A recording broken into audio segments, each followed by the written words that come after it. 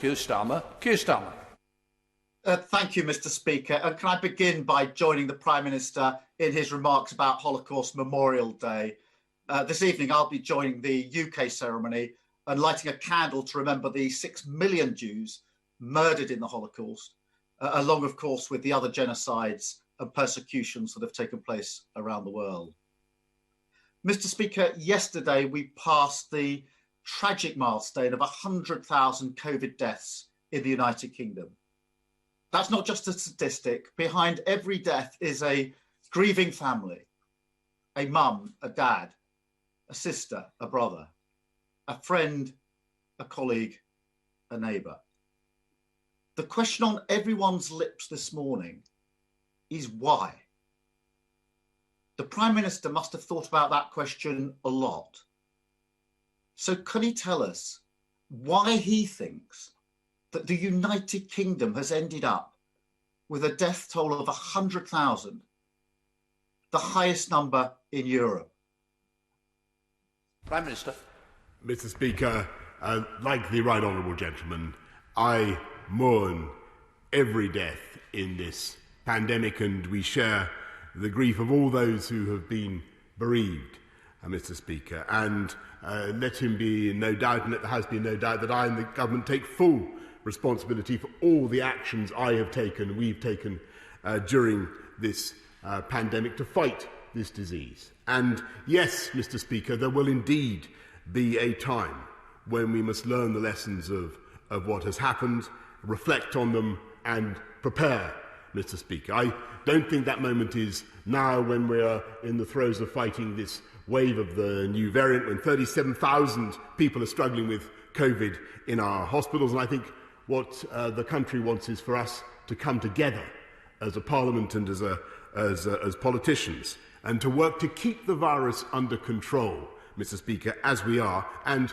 to continue to roll out the fastest vaccination programme in Europe. I think that is where the minds of the public are fixed. Turning to Keir Starmer. Keir Starmer. Thank you, Mr. Speaker.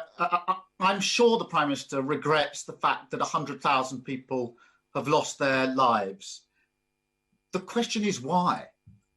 Why has the United Kingdom the highest number of deaths in Europe? Why has the United Kingdom a death rate that's higher than almost anywhere in the world? The Prime Minister is going to have to answer that question one day, and he should have the decency to answer it today. A few days ago, the Chief Scientific Officer said, and this was his view, prepared to give it now. The lesson, he said, is you've got to go hard, early and broad if you're going to get on top of this. Waiting and watching simply doesn't work. Does the Prime Minister agree with that?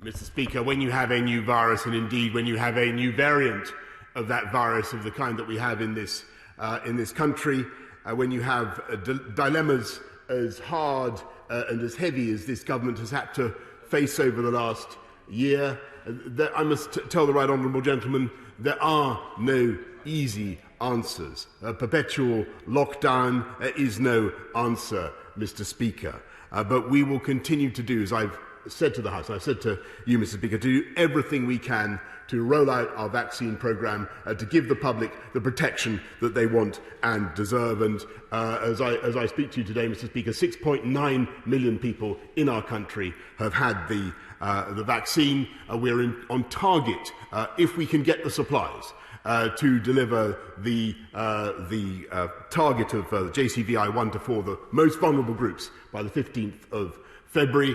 And I hope very much to be in the next a few weeks, Mr. Speaker, to be setting out in much more detail how this country can exit now from the pandemic. Keir Starmer. Mr. Speaker, the problem with the Prime Minister avoiding the question of why is that vital lessons won't be learned. The reality is this. The Prime Minister was slow into the first lockdown last March. He was slow in getting protective equipment to the front line, slow to protect our care homes, slow on testing and tracing. slow into the second lockdown in the autumn, slow to change the Christmas mixing rules, slow again into this third lockdown, delaying 13 days from the 22nd of December before implementing it. And I fear that he still hasn't learned that lesson. The latest example is the continued delay in securing our borders. We've known about the variants to the virus since early December when it was announced in the House of Commons. We know some of those variants are coming from abroad, but we don't know the route. Surely the Prime Minister can see that what is required now is that everybody coming into the country from anywhere in the world should be tested and subject to quarantine in a hotel. Why can't that be put in place today? Mr. Speaker, throughout this pandemic, it's been the habit of the opposition first to support one approach and then to attack it and to twist and to turn. It was only recently that the Shadow Transport Secretary was saying that quarantine measures should be relaxed, Mr. Speaker. We have one of the toughest regimes in the world. We ask people to test 72 hours before they fly. They have to produce a passenger locator form, or otherwise they're kicked off the flight. They already have to quarantine for 10 days. And my right honourable friend, the Home Secretary, will be setting out later today, if you care to wait for that, even tougher measures for those red list countries where we are particularly concerned about new variants. And again, I think what the people of this country want for us now to do is to come together as a government, as a parliament, and to get this thing done. Keir Starmer. Mr. Speaker, the Prime Minister complains about the opposition, but the greatest criticism of the Prime Minister at the moment in relation to borders is coming from his own Home Secretary. She's busy telling anyone who will listen that the Prime Minister didn't do enough in relation to the borders last year. And I fear that the Prime Minister is repeating the same mistake in relation to the new variants of the virus. Mr. Speaker, let me turn to schools. Everybody agrees that reopening our schools should be a national priority. But that requires a plan. And the Prime Minister hasn't got a plan. So as a first step, does he agree with me that once the first 4 categories of the most vulnerable have been vaccinated by mid-February, he should bring forward the vaccination of key workers and use the window of the February half term to vaccinate all teachers and all school staff? Mr. Speaker, of course, it follows that all teachers in JCVI groups 1 to 9 will be vaccinated as a matter of priority. And I pay tribute, by the way, to what the huge efforts that parents are making across the country, struggling to educate their kids. I know how deeply frustrating it is, the extra burden that we've placed on families by closing the schools. And no one has worked harder than my honourable friend, the Secretary of State for Education, to keep schools open. We all want to open schools, Mr. Speaker. I think what we want to hear from the Leader of the Opposition is that he will say loudly and clearly what he's refused to say so many times, Mr. Speaker, and what the public need to hear is that schools are safe. It's absolutely critical that he says that. Keir Starmer.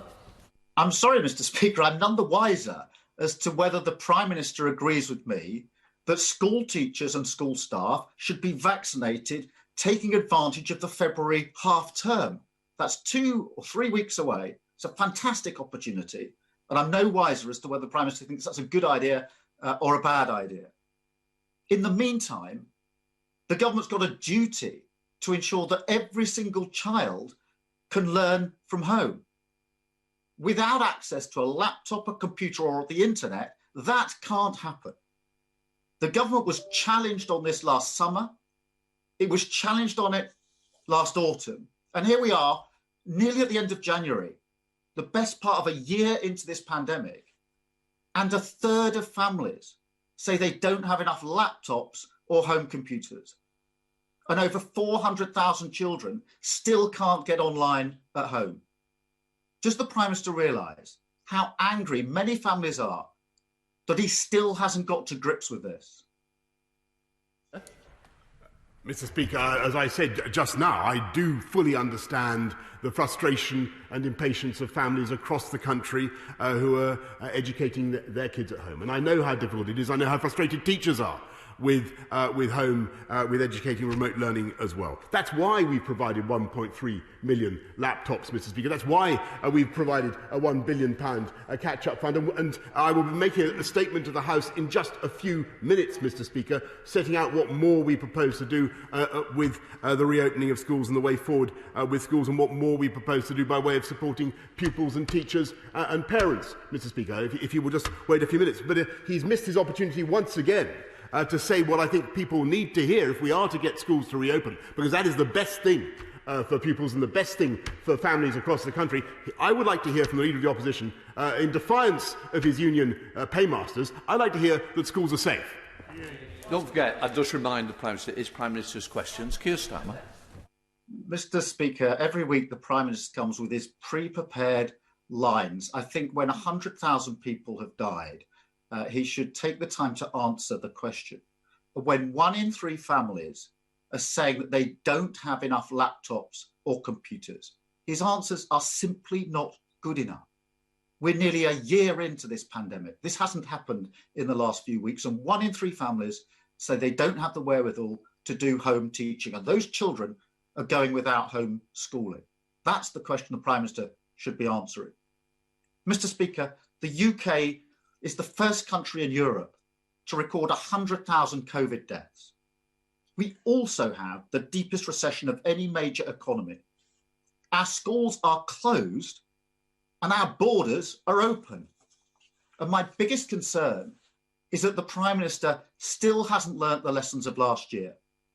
And I fear that as a result, we'll see more tragedy and more grim milestones.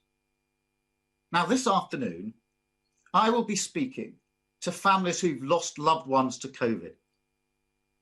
The last time I did this, I asked the Prime Minister what he would like me to say to them on his behalf. He replied with a pre-prepared childish gag.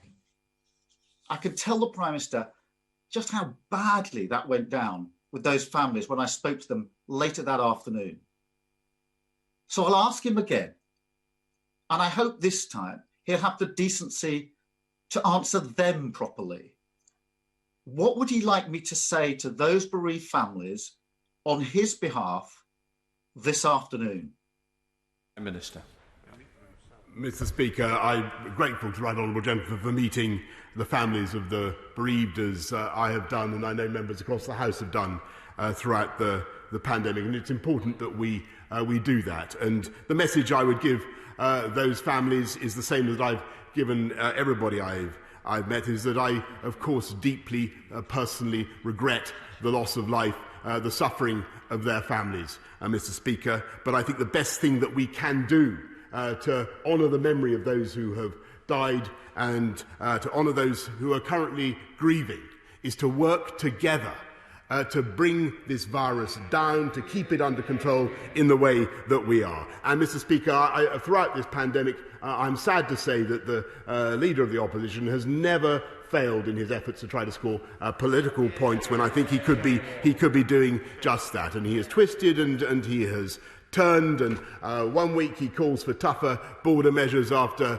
the Shadow Transport Secretary called for looser quarantine. He calls for schools to go back. We won't even say this morning that schools are safe. He tries to associate himself now with the vaccine programme because he senses that may be going well, Mr. Speaker. But he stood on a manifesto to unbundle the pharmaceutical companies, the big pharma, Mr. Speaker, that made those vaccines possible. And he actually attacked the vaccine task force. I know you want me to sit down, Mr. Speaker. I don't want to make this point because I tried to make it last week and you saw me. He even attacked the vaccine task force for spending £675,000 on an effort to discover whether hard-to-reach groups would take a vaccine. And I really cannot think of a better investment right now of public funds. And I hope that later on this afternoon, the Right Honourable Gentleman may think of apologising for what he did and for that attack on the vaccine task force. Mr. Speaker, they can go on, and the Right Honourable Gentleman can go on making his party political points. We will go on, with or without his help, in taking this country forward, fighting the pandemic and getting coronavirus down.